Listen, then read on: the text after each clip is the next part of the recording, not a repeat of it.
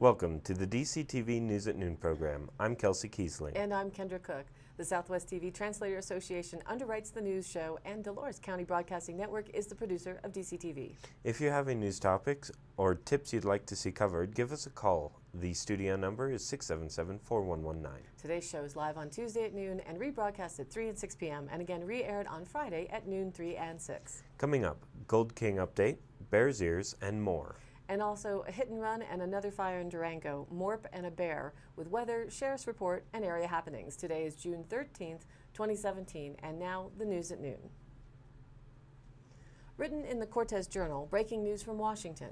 Interior Secretary Ryan Zinke on Monday recommended that the Bears Ears National Monument in Utah be reduced in size and said Congress should step in to designate how selected areas of the 1.3 million acre site are managed.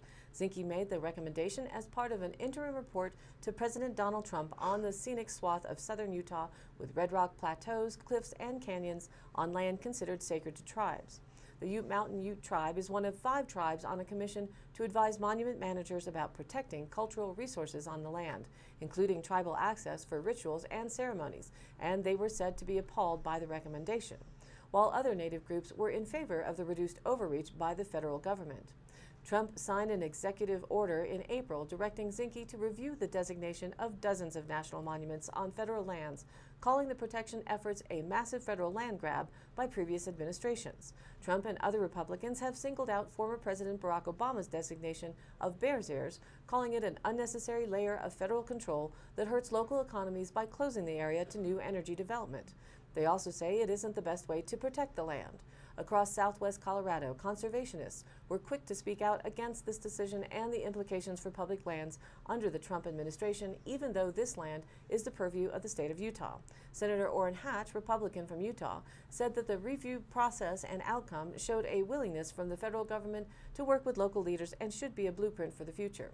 Utah's Republican Governor Gary Herbert echoed Hatch's remarks. Quote, "This interim report is an important first step towards reestablishing sound land management practices for one of the most special areas in the world." He said he hopes the president takes the recommendation to reduce the size of Bears Ears seriously. Other area groups opposed to any reduction in size regardless threaten to sue if actions are taken. Senator Hatch said in a video statement, "This recommendation reflects a balance of our shared priorities of protecting this land and the antiquities that are found on it, while still preserving local involvement and taking into consideration the needs of the local communities." The review includes more than just recommendations to reduce the total size of the monument. It also calls for authorization by Congress to co-manage culturally significant lands within the new boundaries, the use of several different conservation designations for the areas currently within Bears Ears.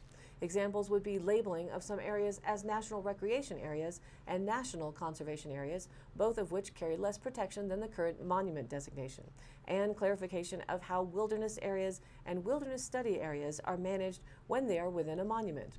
Zinke toured Bears Ears last month on foot, horseback, and helicopter, and met with Utah Governor Gary Herbert and other state leaders. Herbert and other Utah representatives oppose Obama's designation of the Bears Ears National Monument. Reported by the Durango Herald, a jury was selected and opening statements were made Monday in what is expected to be a 5-day trial for a Durango man suspected of running over 2 pedestrians in a crosswalk while driving drunk. Cruz Baca, age 40, is charged with vehicular assault, careless driving, drunken driving, misdemeanor assault, and failure to yield to pedestrians. The hit-and-run crash occurred at 2:11 a.m. October 16th at East 2nd Avenue and College Drive. Darby Hammer and Alan Damon Balfour were crossing College Drive from north to south when a Toyota Tacoma traveling west hit both pedestrians, according to witnesses. Hammer suffered a broken hip that required surgery and a gash to her head that needed 10 stitches. Balfour suffered road rash to his back and was on crutches for a hurt knee. Witnesses chased the vehicle and were able to get a description and a partial license plate. Police stopped one vehicle matching the description but let the driver go after concluding he wasn't involved. Police dispatchers ran the partial license plate number and identified a gold Toyota Tacoma belonging to Baca as possibly being the vehicle involved.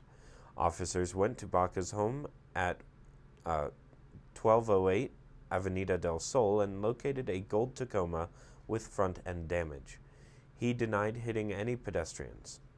Prosecutors said blood alcohol tests taken 7 hours after the crash showed Baca was still under the influence of alcohol. From the Cortez Journal, a trailer home on the north side of Mancos was destroyed late Sunday night after a trash fire got out of control, according to the Mancos Fire Chief Tony Aspromonte.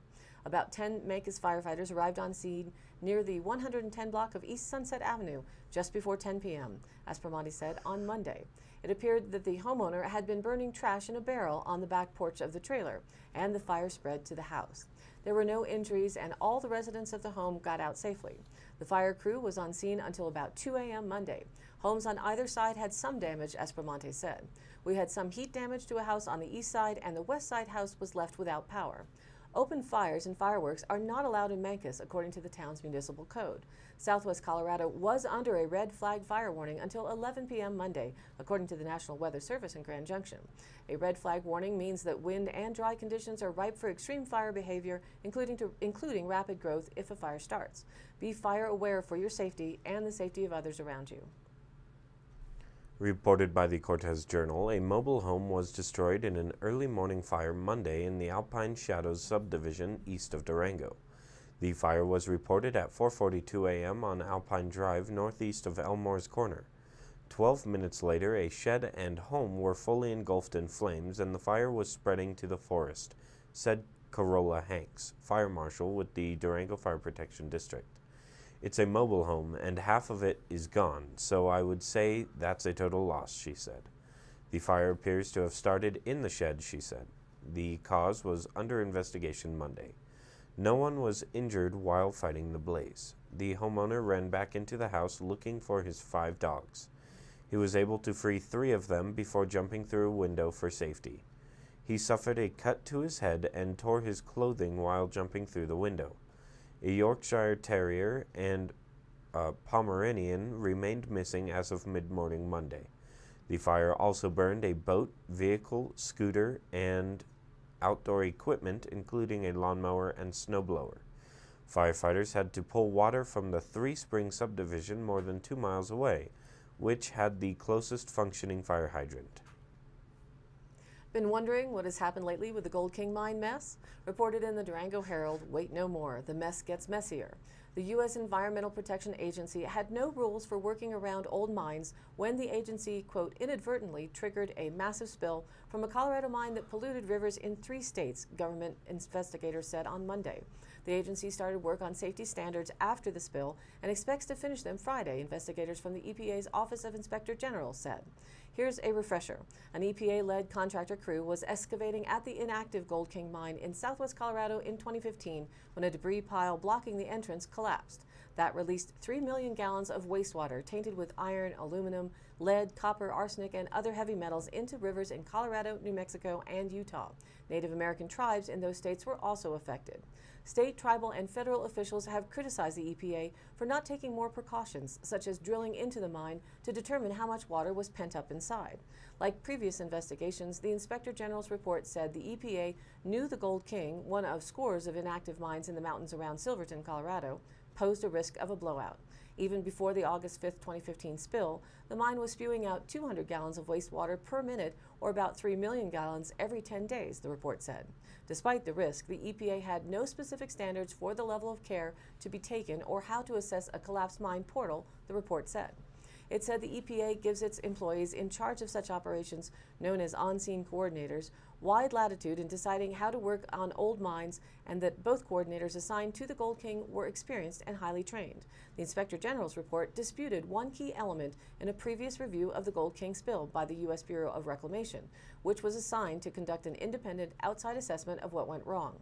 The Bureau of Reclamation said the EPA-led crew was attempting to insert a drain pipe through a debris pile blocking the entrance of the mine, and that the on-scene coordinator had pushed that work ahead despite the reservations of the other on-scene coordinator who was not present that day. But the EPA Inspector General said the crew was excavating loose rock around the mine entrance to see if the underlying rock was solid, not trying to insert a drain pipe. The Inspector General said the crew did only work that had been planned for that day and was not rushing the schedule. Bureau of Reclamation spokesman Peter Soth said he could not comment on the discrepancy, but he said the Bureau stands by its version of events. EPA officials did not immediately respond to a request for comment. The EPA Inspector General also reviewed how the agency went about notifying state, local, and tribal authorities after the spill. Some officials complained they learned about the spill hours afterwards, and others said they never heard directly from the EPA. The Inspector General concluded the EPA had complied with all of its own rules for notifying downstream river users, but noted that the agency had taken steps to improve communications. The report was at least the sixth review of the Gold King spill, including 3 by the EPA, 1 by the Bureau of Reclamation, and 1 by federal prosecutors based on information from the EPA Inspector General. According to the Durango Herald, a dozen states are trying to keep children in school longer, from making kindergarten mandatory to raising the legal dropout age, but it's not an easy sell. Nevada is among the states this year that have or are considering proposals to stretch the compulsory attendance age. A bill that would require children in Nevada to start school at age 5 was met with such resistance that it was amended to age 6. Current state law sets the age at 7. The proposal is likely to go nowhere as the Nevada legislature is set to adjourn Monday. Supporters admit that it wouldn't have had much of an impact on enrollment numbers and therefore school budgets. State officials estimate that about 95% of 6-year-olds are already learning in a formal capacity. What's to be gained, then, said Nevada Assemblywoman Olivia Diaz, is the message that the state, sometimes mocked as the Mississippi of the West, is taking seriously its mission to turn things around in its glaringly deficient schools. The conversation among advocates is often tinged with this kind of anxiety about economic disparity. Their debate is centered as a moral imperative, extolling research on the importance of access to education, particularly for poor and disadvantaged children. Lately, education access has also seen a heightened urgent interest on the national stage, ranging from college tuition to daycare and pre-kindergarten. The compulsory school age issue gained peak momentum when then President Barack Obama, in his 2012 State of the Union address, urged states to raise the dropout age to 18. In the past decade, both Republican and Democrat lawmakers have pushed for changes that would stretch the compulsory school attendance age, in some states requiring children to be in the classroom for as many as 13 years, from age 5 to 18. This year alone, at least 6 bills were proposed in Mississippi to expand the years that children must be in school. All of them have failed. And now, here's our weather report. Last night's low at the weather station in the west end of Dolores County was 42, and the highest gust there was clocked at 45. I think a faster one slipped around that station and walloped my place. The highest prevailing speed recorded at that station was 32 at 3 p.m., and I absolutely don't believe it. Maybe the bearing needs a change. I don't know. We usually run 10 higher anyway, and I think yesterday did more than that. At least it felt and looked like it. That said, today will be less onerous. 10 to 20 for the day and 5 to 15 for the night. Tomorrow, hopefully more normal at 5 to 10 for the day, and that'll go on through Wednesday night and Thursday as well. Clear, dry, and warming will be the trend for the rest of the week and weekend. The Storm Prediction Center has highlighted a large area spanning the western plains from Minnesota to the Texas Panhandle, where there are and will be slight to enhanced risk for severe storms. Heavy rain will be possible across portions of the northern tier states that may lead to flash flooding. The area of risk will shift eastward on Wednesday, covering much of the upper and middle Mississippi Valley and surrounding areas. The low located in the western U.S. that spawned our winds is leading to colder than average temperatures and precipitation for the Great Basin, northern Rockies, and northern and central high plains. Snow is possible for higher elevations of the Great Basin and northern Rockies through tonight. Another Pacific front approaching the west coast will spread rain to the coastal Pacific Northwest and over the Cascades by Thursday. For the Gulf Coast and southeast, a combination of warm Gulf moisture and upper-level impulses will produce showers and thunderstorms, mostly in the afternoon and evening hours. Some storms will have the potential to produce heavy rain. Today's high is expected to be 72. For tomorrow and beyond, the 5-day temps tell the story. Now, through the week's remainder, steady increases will take us up to the lower 90s for Saturday. This will begin the trend for the following week. Sunday is forecast at 94, and the National Weather Service fine print suggests that triple-digit temperatures are possible in southeast Utah and Colorado valleys by then, so those numbers may escalate by tomorrow. Lows will begin at 45 and climb to the upper 50s by Sunday night. Winds will be more normal and stable, but gusts and afternoon increases are normal with the heat in June. Even though winds may drop off, never forget fire concerns. The grass and scrub forests around us are getting very dry. Now back to the news. Reported by the Cortez Journal, Montezuma Orchard Restoration Project hosts a Heritage Apple Tree Sale and fundraiser on June 17th from 9 a.m. to 2 p.m. at 17312 County Road G in McElmo Canyon, according to a news release emailed by Adeline Schoenemeyer. Buyers may choose from nearly 50 rare apple varieties grafted by Morp. Proceeds will benefit the establishment of school, community, and public orchards by growing and donating the rare genetics across Colorado, made possible by the U.S. Department of Agricultural Grant Award. Morp members helped raise over $6,000 towards Morp's orchard and reorcharding program during the members-only event at the beginning of June, according to the news release. Hundreds of trees will be offered at the sale. Trees are $50 except the rediscovered Colorado orange apple, which goes for $100. Morp members receive $10 off each heritage tree and qualify for a $20 discount when they buy at least 30 trees. This story is also from the Cortez Journal. Some runners didn't expect to see a bear on their Colorado race route. Donald Sanborn says he was about 5 miles into the Garden of the Gods 10-mile run on Sunday when the bear ambled across a roadway near Colorado Springs.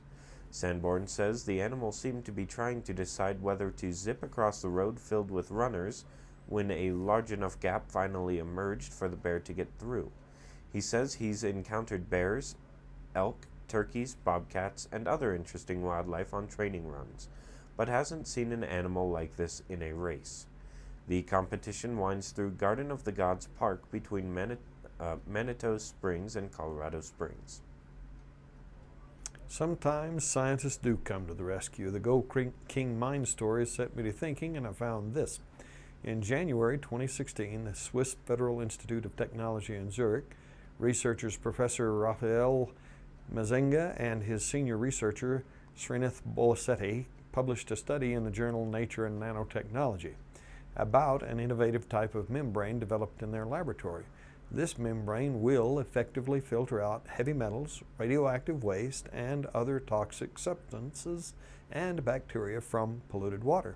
The filter can also trap ions of gold, platinum, and palladium, allowing the recovery of those precious metals. What's more, the composition of the membrane is extremely simple. A mixture of denatured whey proteins and activated charcoal applied to a filter paper as a substrate. They have been almost drowning in a sea of questions, from a housewife in Hong Kong worried about her family's health to mining companies searching for a solution to treat polluted wastewater from mines. They still find themselves slightly overwhelmed by the number and variety of inquiries they receive. In May 2016, Mazinga and Bolasetti therefore founded the ETH spin-off Blue Act Technologies, with the financial backing of investor Keith Boonstra. Bolasetti is both CEO and Chief Technical Officer for the new company. Mazinga has more of a background role as a shareholder and scientific advisor. Blue Act itself has just produced its first batch of prototype membranes on an industrial scale. The spin-off has used the startup capital to nationalize patents for the membrane in 90 different countries. The technology is relatively simple, but they had to protect it from copycat products. Water usages are so important they plan distributions of some products in Asia, Africa, and Latin America to people without access to clean drinking water. Professor Mazinga said that it's purely a humanitarian project very close to their hearts. To make sure the hybrid filter also reaches the poorest people, Blue Act is working with local authorities at any level. In the Indian state of Andhra Pradesh, land has already been made available to build a production facility. The two young entrepreneurs aim to earn money from much bigger interested parties, such as mining or industrial companies. As there are virtually no limits on the potential uses of this membrane for water treatment, the prototype membrane is only 3 millimeters thick. In principle, it can be made to any size, from the size of a large coin for household filters or up to a square meter for industrial applications. Several can be placed on top of each other, arranged in a series for large volumes of water. It should be possible and easily to build a filtration plant capable of treating 26,000 gallons of water per hour. Go keen look at that. According to the Durango Herald, the Center of Southwest Studies at Fort Lewis College kicks off its summer lecture series based on the theme A Year in the Life of the West, with a presentation from Jack Turner, 1936 Adventure in Crooked Canyons, Ansel Hall's radio address on the Rainbow Bridge Monument Valley Expedition. The presentation is scheduled for Wednesday, June 14th at 1:30 p.m. in the Center's Lyceum Room, number 120. Adventure in Crooked Canyons is a reenactment of Hall's 1936 radio address on KGO Radio in San Francisco to promote the Rainbow Bridge Monument Valley Expedition, 1933-38. Hall was the first chief naturalist for the National Park Service and was an explorer and educator. During the Great Depression, Hall organized hundreds of academics and volunteers from across the country to participate in the ambitious exploration of a 3,000 square mile area of southern Utah and northern Arizona that was all but unknown except to the native tribes. This presentation will include historic images from the expedition. Durango resident Jack Turner is the grandson of Ansel F. Hall and the author of the award-winning book Landscapes on Glass, with a foreword by former President Bill Clinton. Turner is a citizen historian and director of the Lost Files Project, a historic program based on newly discovered files from Hall's service in the National Park Service. The lecture is free to the public. Parking on campus is free during the summer. A marijuana moment from the Cannabis.co. Attorney General Jeff Sessions is asking congressional leaders to undo federal medical marijuana protections that have been in place since 2014, according to a May letter that just became public Monday. The protections, known as the Rohrabacher-Farr Amendment, prohibit the Justice Department from using federal funds to prevent certain states, quote, from implementing their own state laws that authorize the use, distribution, possession, or cultivation of medical marijuana. In his letter, first obtained by Tom Angle of MassRoots.com and verified independently by the Washington Post, Sessions argued that the amendment would, quote, inhibit the Justice Department's authority to enforce the Controlled Substances Act. He continues, I believe it would be unwise for Congress to restrict the discretion of the department to fund particular prosecutions, particularly in the midst of an historic drug epidemic and potentially long-term uptick in violent crime. The department must be in a position to use all laws available to combat the transnational drug organizations and dangerous drug traffickers who threaten American lives. Sessions' citing of a, quote, historic drug epidemic to justify a crackdown on medical marijuana is at odds with what researchers know about current drug use and abuse in the United States. The epidemic Sessions refers to involves deadly opiate drugs, not marijuana. A growing body of research acknowledged by the National Institute on Drug Abuse has shown that opiate deaths and overdoses actually decrease in states with medical marijuana laws on the books. That research strongly suggests that cracking down on medical marijuana laws, as Sessions requested, could perversely make the opiate epidemic even worse. In an email, John Hudak of the Brookings Institution characterized the letter's arguments as a scare tactic that could appeal to rank-and-file members or the committee chairs in Congress in ways that could threaten the future of this amendment. Under President Barack Obama, the Justice Department also sought to undermine the Rohrabacher-Farr Amendment. It circulated misleading talking points among Congress to influence debate over the measure, and it attempted to enforce the amendment in a way that, quote, defies language and logic, tortures the plain meaning of the statute and is at odds with fundamental notions of the rule of law as written in the ruling of a federal judge. The Rohrabacher-Farr amendment has significant bipartisan support in Congress. Medical marijuana is incredibly popular with voters overall. A Quinnipiac poll conducted in April found it was supported by 94% of the public. Nearly 3/4 of voters said they disapprove of the government enforcing federal marijuana laws in states that have legalized it either medically or recreationally. Through a spokesman, Representative Dana Rohrabacher, Republican of California, said that Mr. Sessions stands athwart an overwhelming majority of Americans and even, sadly, against veterans and other suffering Americans who we now know conclusively are helped dramatically by medical marijuana.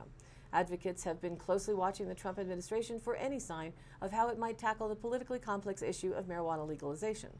Candidate Trump had offered support of state-level medical marijuana regulations, including the notion that states should be free to do what they want on the policy. But Sessions' letter, with its explicit appeal to allow the Justice Department to go after medical marijuana providers, appears to undermine that support. And now for the Dolores County Sheriff's Roundup for the week of June 5th through the 11th. A report of a suspicious item visible at a distance off the side of a road was made from a Cajon resident in Cajon. It was learned later that the item was trash. While on a transport, a deputy reported debris in the middle of a lane on Highway 491 caused by a tractor trailer losing its tire. Colorado Department of Transportation was notified to clear the debris. A resident reported a possibility of identity theft and requested assistance. The case is under investigation. A town business reported a purse left in the restroom turned in by a patron. A deputy picked up the purse and contacted its owner, who picked up the purse the next day. A deputy responded for a county resident's report of a vehicle displaying registrations from 2 different states. Officers arrested a person out of Red Vail, Colorado on an outstanding warrant for assault DV and witness intimidation out of Dolores County. A resident reported 2 of their cows that got loose and were at large on County Road 7.7. That's it for this week's Roundup. Stay tuned for continuing updates. In today's High Canyon Country Happenings, as part of the Four Corners Lecture Series, the Crow Canyon Archaeological Center will host Carrie Heitman on June 28th to discuss, quote, of house and home, gender, labor, and liturgy in Chacoan archaeology. The lecture is at 7 p.m. at Crow Canyon, 23390 Road K in Cortez. Heitman uses data from the Chaco Research Archive and the imminent Salmon Pueblo Archaeological Collection to explore, quote, domestic homemaking activities and the intensification of religious ideologies and practices in Chacoan great houses. For more information, call Jason Vaughn at 970-564-4362. Eat, Drink, Live United is the theme for the United Way of Southwest Colorado event on June 14th, Wednesday, from 5 to 9 p.m. at the Dolores River Campground. There will be live music from the Tommy Lynn's, wood-fired pizza by Sweetwater Gypsies, beer from Dolores River Brewery, a cakewalk, kids activities, wine, bingo, and more. Help them meet their fundraising goals to support local nonprofits and United Way initiatives in Montezuma and Dolores counties. Find them on Facebook, United Way of Southwest Colorado. Volunteers are still needed. Contact Alex Prime at 970-739-3626. And then this Friday, June 16th, at the State Line Bar and Grill, there's a Cajun Boyle and Bent Fender band playing on the patio. The following day, there's a fundraiser for Pick and Hoe Royalty. Saturday, June 17th, sign up for the tournament at 1 o'clock, and the tournament starts at 2. It's for horseshoes, washers, and beer pong. And I've heard the Chicken Poop Bingo Pick and Hoe fundraiser by Frosty's Liquor is almost ready to go. All squares are funded, and it's always a fun event to watch. All of these happenings are posted up on our DCTV News at Noon Facebook page, along with the YouTube replays, weather, and original stories and local posts. To share your event or information, contact us. It's dcbnnews@gmail.com or call us 677-4119, and we'll be sure to get your news on the air. Thanks for tuning in. The News at Noon airs live at noon Monday through Wednesday, then is rebroadcast at 3 and 6 p.m., and again re-aired Thursday, Friday, and Saturday in the same order at noon, 3, and 6. And be sure to check us out on DCTV News at Noon Facebook page. Please like us there and share it with a friend. For Kendra Cook, Jerry Tope, and everyone at DCTV with the News at Noon program out of Dove Creek, USA, I'm Kelsey Kiesling. Thanks for watching.